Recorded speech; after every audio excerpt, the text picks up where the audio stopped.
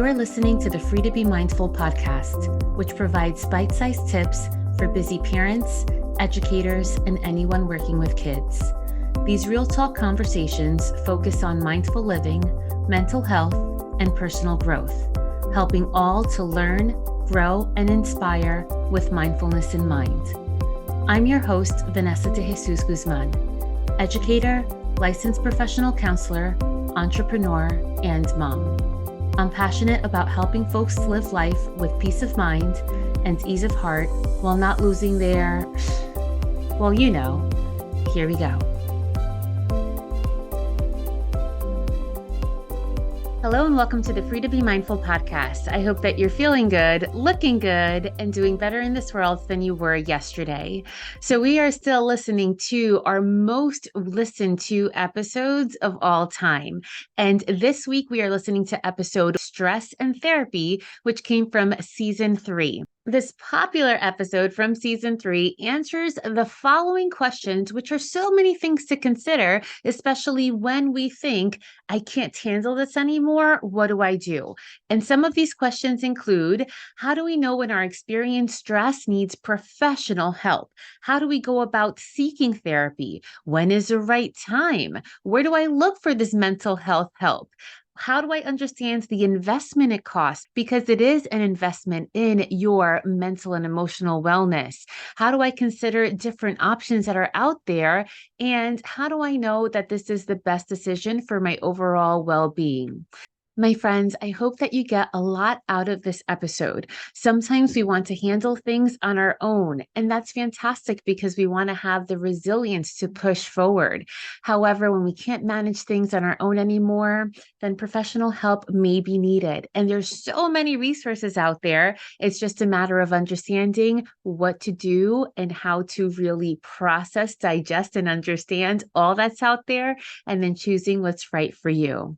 I hope you enjoy. So today I wanted to talk to you about stress. And I know you don't want to hear about stress because who does? We all kind of live that on our everyday. And actually, April is Stress Awareness Month. And it made me think of my years as an educator, right? I started 4 years as a second grade teacher, and then the years after that as a middle school counselor.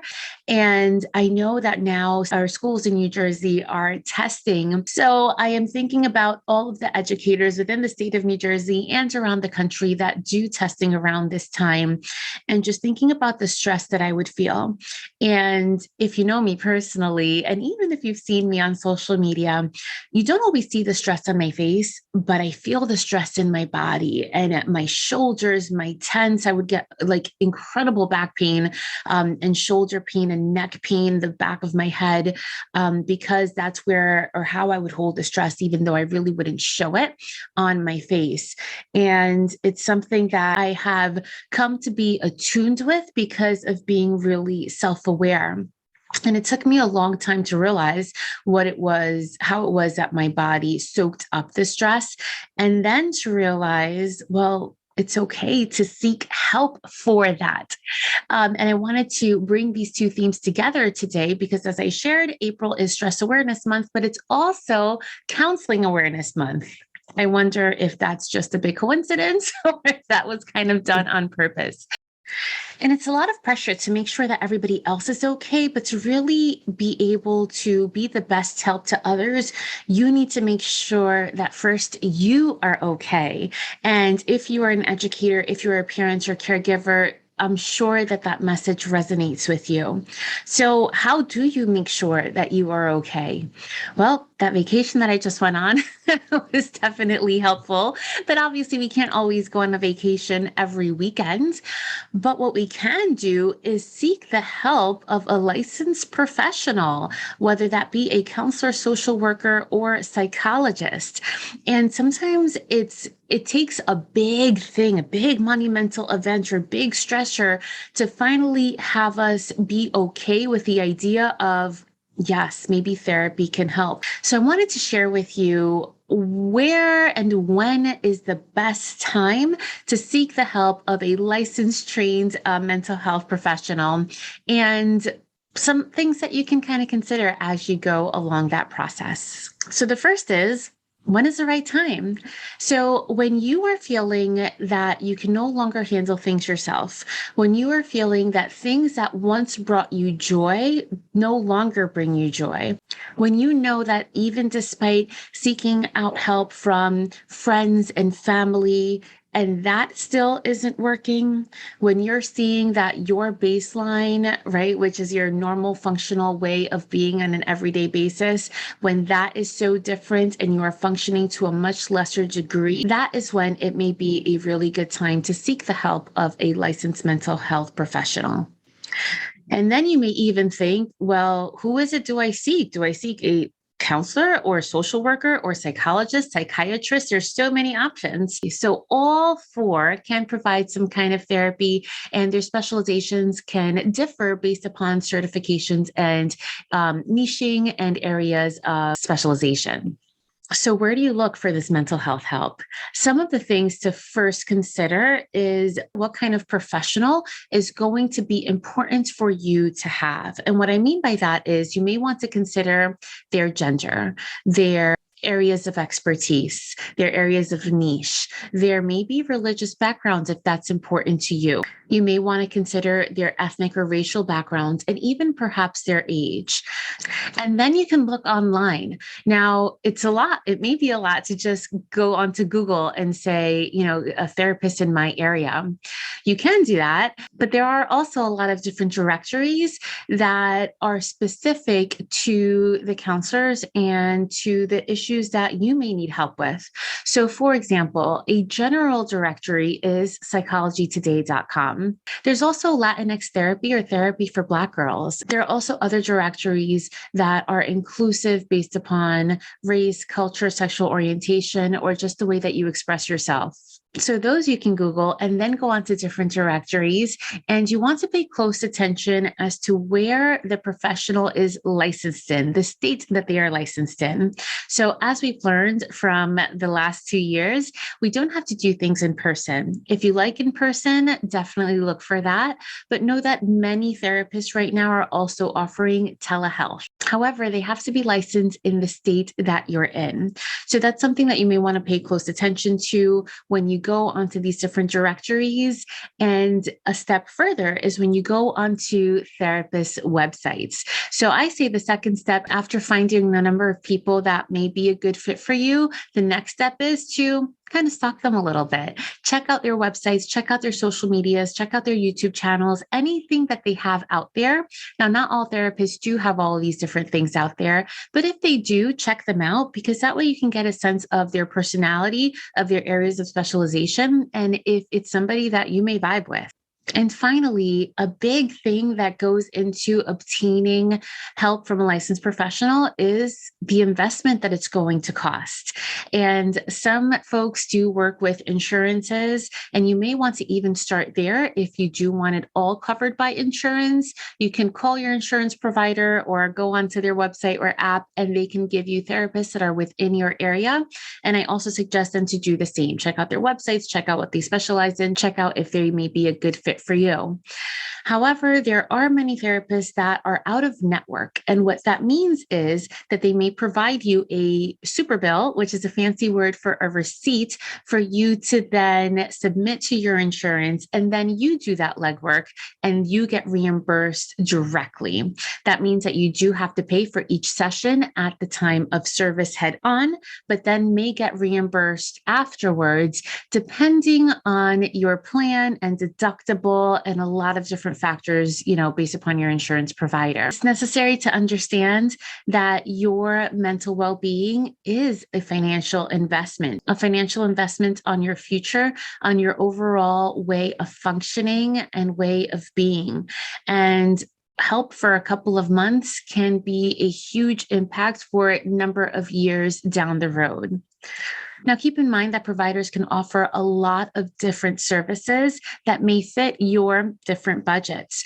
But so there is one-on-one therapy, but another option can be group therapy, which is for a number of weeks with people that have similar issues to yours.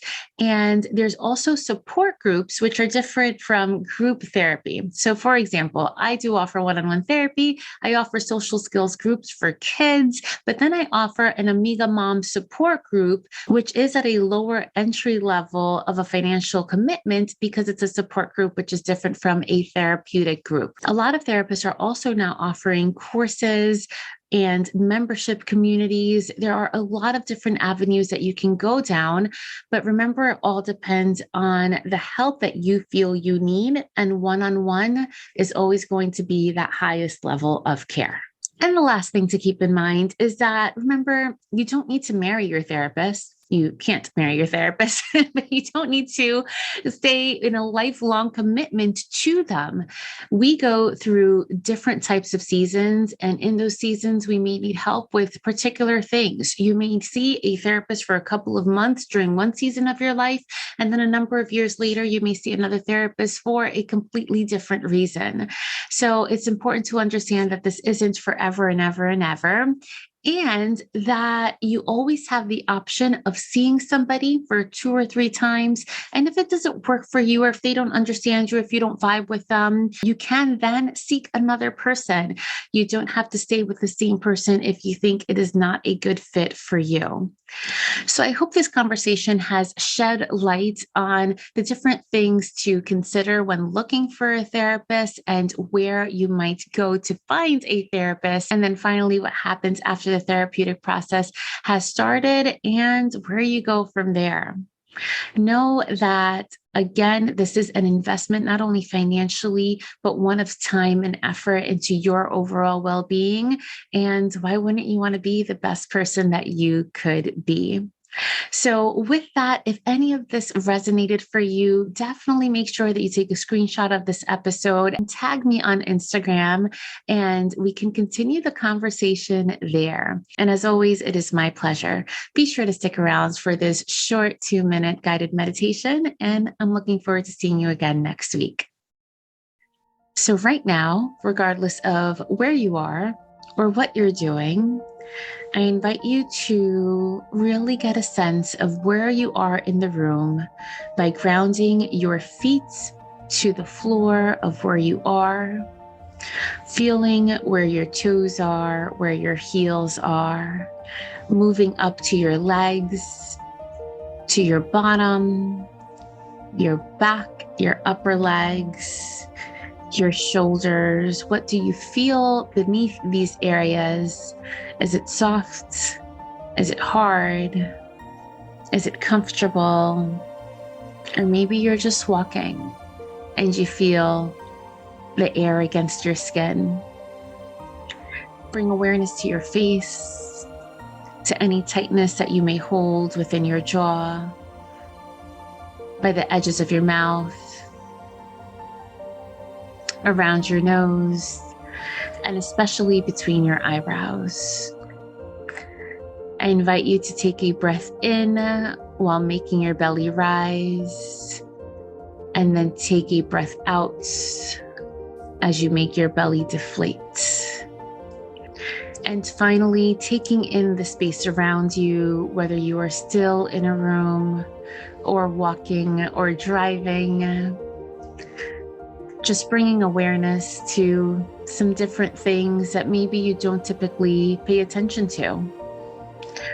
Perhaps it's the smell of the room that you're in, or maybe the outside sounds, the wind, and finally the sights.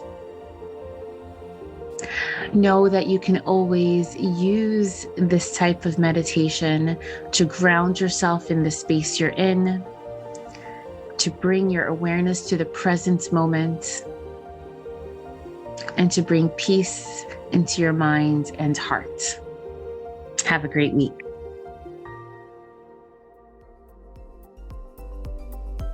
I hope you enjoyed this week's show. It would mean a ton if you took this moment to review the Free to Be Mindful podcast on the platform you catch your favorite shows. That quick and easy act lets me know what you enjoy, and it helps others find the podcast too. And of course, don't forget to subscribe so you can listen along next week. In the meantime, I welcome you to catch me on social media at Counselor V de Jesus. And as always, remember, in a world where you are free to be anything that you want to be, you are always free to be mindful. Catch you next week.